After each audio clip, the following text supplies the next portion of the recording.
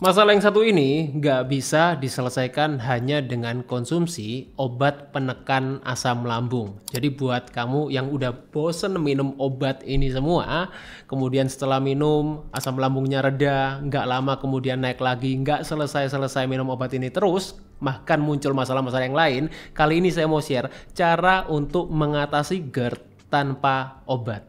Gimana caranya? Simak setelah yang satu ini. Halo Sobat Sehat, jumpa lagi bersama dengan saya Dr. Hans di channel kesayangan kita SB30 Health episode panas, panduan nutrisi tanpa sensor. Dan kali ini saya mau share mengenai cara mengatasi GERD tanpa obat. Nah, buat Sobat Sehat mungkin yang udah sering dengar GERD itu adalah salah satu masalah asam lambung. Nah, masalah asam lambung yang lainnya sudah pernah saya bahas di video yang ini. Jadi masalah asam lambung itu bukan cuma GERD ya. GERD itu adalah salah satu aja, gastroesophageal reflux disease. Gak usah dihafalkan. Yang penting tahu sekarang solusinya apa. Buat Sobat Sehat yang beberapa kali mengalami gejala-gejala yang umumnya seperti rasa terbakar di dada.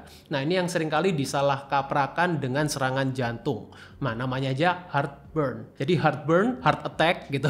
Serangan jantung itu seringkali kebalik-balik. Yang heart attack didiagnosa heartburn, yang heartburn didiagnosa heart attack gitu. Nah, ini memang seringkali wah kok bisa orang yang GERD gitu. Kemudian dikatakan menyebabkan kematian. Enggak, ya kalau GERD itu tidak menyebabkan kematian. Nah, GERD ini menyebabkan masalah-masalah yang lain yang akan saya bahas nanti ya. Kemudian regurgitasi. Nah, regurgitasi itu naiknya asam lambung yang biasanya bikin kita itu rasa lidah kita ada asam-asam pahit-pahit terutama ketika bangun tidur. Tuh ya, siapa yang sering ngalamin seperti itu. Kemudian disfagia itu kesulitan menelan ya. Jadi kalau kita ada nggak enak ketika menelan kayak ada yang ganjal seperti itu yang kita bilang namanya disfagia. Batuk kering yang nggak kelar-kelar ya, berkepanjangan, kemudian suara yang kemudian jadi serak, sering sendawa, mual, nafas bau. Nah, ini gejala-gejala yang sering terjadi ketika orang mengalami GERD. Nggak harus terjadi semuanya. Kalau terjadi salah satu, salah dua, nah itu juga kita biasanya salah satu indikasinya mengalami GERD. Dampaknya apa sih dok? Kalau misalnya orang itu mengalami GERD, kemudian kita biarin aja, kita minumin obat-obatan seperti PPI, antasida ya, untuk yang menekan asam lambung, enakan sementara, kemudian nggak lama muncul lagi atau kena pemicu-pemicu. Biasanya yang sering disarankan kan, udah pokoknya hindarin aja kafein, hindarin minum kopi, teh, nggak makan pedes ya. Kemudian sesekali kita ya namanya orang mungkin hidup ya, kadang-kadang pengen makan itu lagi, kalau kesukaannya itu, kemudian nggak lama kambuh lagi, atau mungkin dipicu stres. Nah, stres ini kan sesuatu yang sangat sulit untuk kita hindari. Yang namanya orang hidup pasti punya stres. Kemudian muncul lagi GERD, minum obat lagi. Nah, dampak lanjutannya apa sih? Ini akan menyebabkan banyak masalah-masalah kesehatan yang berkelanjutan kalau tidak diatasi secara holistik atau secara sampai kita di akar masalahnya.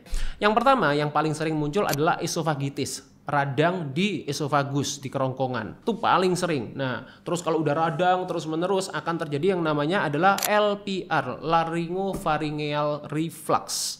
Nah, saya punya banyak pasien yang punya masalah seperti ini, atau mungkin ada sobat sehat yang pernah didiagnosa seperti ini. Nah, itu adalah masalah yang muncul setelah orang mengalami GERD. Mungkin tidak mengalami masalah-masalah, ada beberapa pasien saya yang tidak mengalami kondisi yang gejalanya GERD, tiba-tiba langsung LPR. Itu juga ada seperti itu. Biasanya orangnya kurang peka atau kurang kurang memperhatikan sinyal tubuh. Saya biasanya menyampaikannya seperti itu. Barrett's itu juga salah satu kondisi yang juga sering terjadi. Ini bisa memunculkan yang namanya kanker esofagus, Barrett's ini. Kemudian peptic ulcer atau tukak lambung itu juga sering sekali adalah masalah lanjutannya ketika orang mengalami GERD yang kronis. Kronis itu bukan yang parah ya, tapi yang berkepanjangan. Kemudian dysbiosis, atau yang mengalami SIBO, small intestinal bacterial overgrowth, karena bakteri di ususnya udah mulai alter ya, udah mengalami monopoli. Kemudian bisa develop ke IBS atau irritable bowel syndrome. Biasanya orang mengalami konstipasi atau sembelit, kemudian diare,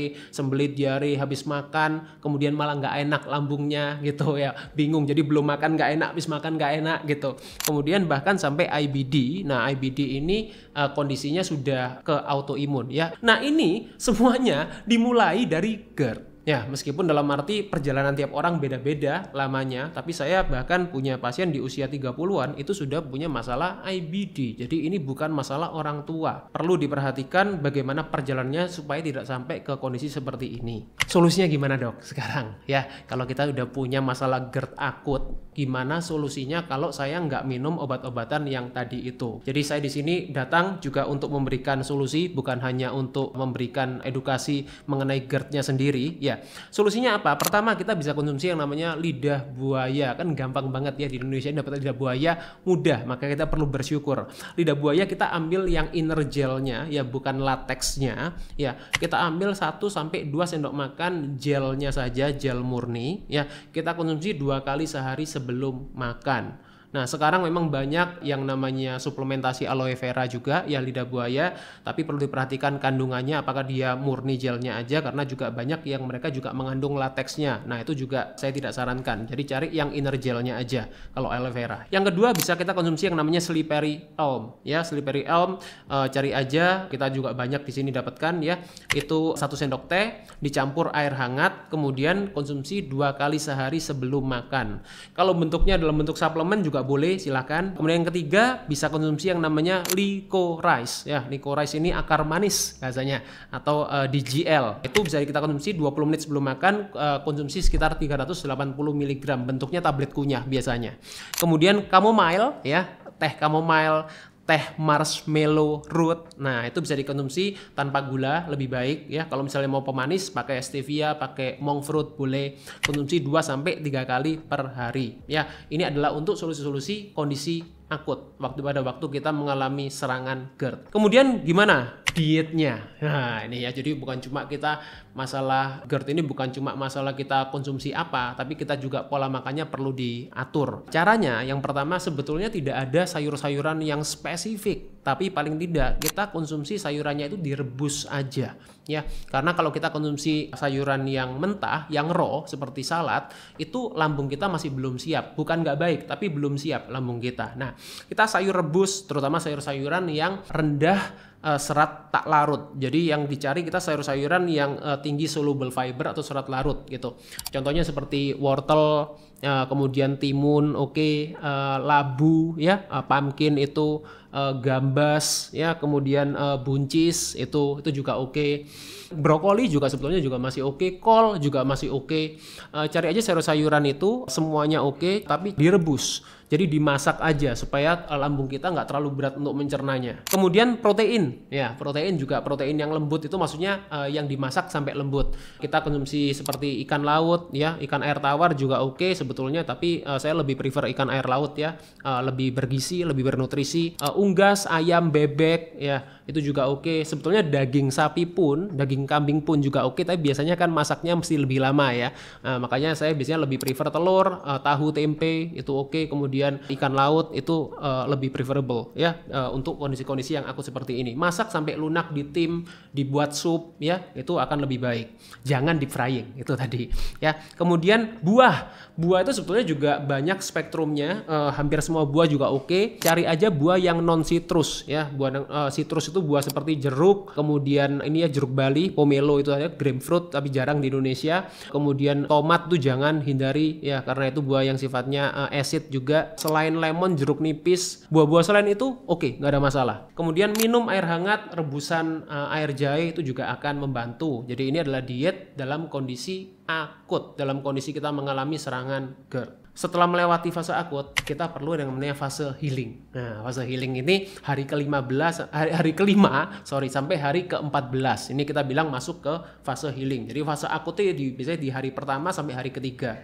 Hari kelima itu biasanya udah mulai ke fase healing ya. Kita perlu tetap untuk menjaga dengan cara apa? Konsumsi L-glutamin. Nah, L-glutamin itu kita bisa masukkan dosisnya sekitar 3-5 gram 2 kali sehari ya. Kemudian zinc, terutama zinc yang jenisnya carnosine. Dosisnya sekitar 37,5 sampai 75 mg tergantung tiap orang ya. Tanyakan dulu ke dokter kalau mau tahu dosis yang lebih tepat. Kemudian madu, terutama adalah madu manuka. Nah, mungkin ya dok mahal gitu ya, cari aja madu lain, tapi yang pasti cari madu yang raw, madu yang murni ya, tanpa tambahan-tambahan Ya, tahu sendirilah ya kalau di Indonesia seperti apa. Cari yang madu yang murni, 1 sendok teh pagi dan malam. Nah, kemudian kita juga bisa tambahkan DGL yang tadi licorice itu 1 tablet kunyah, di-maintain aja itu untuk jangka panjang masih oke. Dan juga perlu melakukan yang namanya pernafasan diafragma. Nah, itu ya. Jadi caranya gimana? Sekarang udah banyak tutorialnya, searching aja di YouTube, diaphragmatic breathing exercise. Itu banyak sekali cara-cara untuk melakukan. Itu bisa sangat membantu kita untuk di fase healing. Kemudian strategi selanjutnya ya untuk restore. Nah, strategi restore ini kita setelah melewati hari ke-14 kita kembalikan lagi. Nah, ini strategi restore. Nah, ini di saat ini kita baru mulai masukkan cuka apple cider vinegar. Cari yang with mother itu lebih baik. Cari yang dia yang unpasteurized atau tidak dipasteurisasi, tidak dipanaskan. Mulai dari 1 sendok teh dulu, dicampur sama 200 ml air. Nah, kalau udah 1 sendok teh oke, berangsur-angsur baru tambah 2 sendok teh sampai 1 sendok makan gitu ya. Jadi pelan-pelan aja naikinya. Kemudian kita juga bisa tambahkan jahe dan temulawak 1 gelas per hari ya. Kemudian kita juga bisa konsumsi makanan-makanan yang kaya akan probiotik alami, tempe, kimchi, kefir, yogurt. Nah, ini udah boleh masuk nih, udah oke. Kemudian kita juga bisa tambahkan suplementasi magnesium yang glycinate atau bisglycinate 200 sampai 400 mg per hari tergantung pola makan, tergantung kita punya berat badan. Itu tanyakan ke dokter. Nah, strategi untuk jangka panjangnya gimana dok? Setelah kita melewati 14 hari, kurang lebih 1 bulan, 2 bulan untuk jangka panjang untuk maintain. Yang pertama ya, yang perlu kita lakukan adalah mindful eating. Nah, sebetulnya ini bisa kita mulai dari awal juga ya, mindful eating. Tapi seringkali orang di awal itu karena masih panik ya, seringkali lupa untuk mindful eating. Jangka panjang mindful eating itu sangat-sangat penting. Kita makan dalam kondisi tenang itu ya, kunyah perlahan-lahan, makanya jangan buru-buru itu. Makanya makan itu kita kan yang syaraf yang paling penting adalah syaraf parasimpatis, rest and digest. Ketika kita makan dalam kondisi tenang, kita juga pencernaannya juga akan lebih optimal baik di lambung maupun di usus. Yang kedua adalah hindari minum saat makan ya. Jadi banyak orang yang makan bentar minum, makan bentar minum. Nah, itu juga akan mengganggu kita punya enzim di lambung. Jadi hindari minum di tengah-tengah makan. Kalau kita mau minum, lebih baik minum sebelum makan atau kita kasih jeda setelah makan ya, let's say 45 menit, 60 menit. Kalau kita merasa keseretan, berarti makannya kurang mindful. Nah, itu ya. Yang ketiga, kita bisa konsumsi jamu untuk jangka panjang, jamu penenang lambung, saya bilangnya gitu ya. Komposisinya apa aja dok? Pertama, siapkan jahe muda 3 iris, kemudian 2 iris kunyit putih, 1 lembar daun pandan, 1 sendok makan madu yang tadi madu mentah ya, rohani, kemudian 300 ml air. Ini kita masak aja, kemudian kita konsumsi sehari sekali cukup ya. Kemudian tentu kita juga perlu memperhatikan dietnya ya. Diet secara umum oke, saya kira udah sobat sehat udah sering nonton video saya, udah paham ya makanan yang bernutrisi seperti apa. Saya hanya ingin pesan konsumsi makanan yang minim proses. Makanan yang lain-lain yang udah saya sampaikan di video-video yang sebelumnya itu semuanya bisa dikonsumsi. Intinya konsumsi makanan yang minim proses. Jangan yang makanan-makanan yang diproses berlebihan ya. Kemudian juga konsumsi prebiotik dan probiotik yang alami ya, utamakan itu. Kalau kita mau tambahkan suplementasi ya baru boleh ya. Pola hidupnya gimana untuk menunjang supaya kita nggak mengalami masalah-masalah GERD terus menerus. Nah, selain dari pola makan, pertama ya tadi saya bilang kita belajar untuk melakukan yang namanya pernapasan diafragma ya, deep diaphragmatic breathing. Lakukan aja 5-10 menit sebelum makan.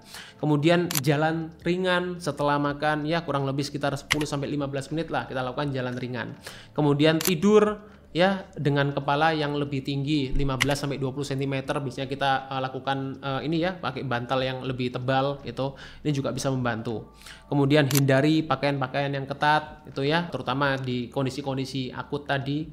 Kemudian juga kita bisa melakukan grounding itu jalan di tanah ya tanpa alas. Kemudian juga melakukan meditasi ringan, ini juga akan membantu pola-pola hidup yang bisa diadopsi, bisa di-apply pada waktu kondisi-kondisi akut maupun pada waktu kondisi-kondisi untuk selanjutnya. Semoga ini bisa membantu sobat sehat dan sobat sehat tidak lagi ketergantungan dengan obat-obat penurun asam lambung yang bisa menimbulkan potensi-potensi masalah kesehatan kalau dikonsumsi jangka panjang. Semoga bermanfaat. Stay fit and stay healthy. See you.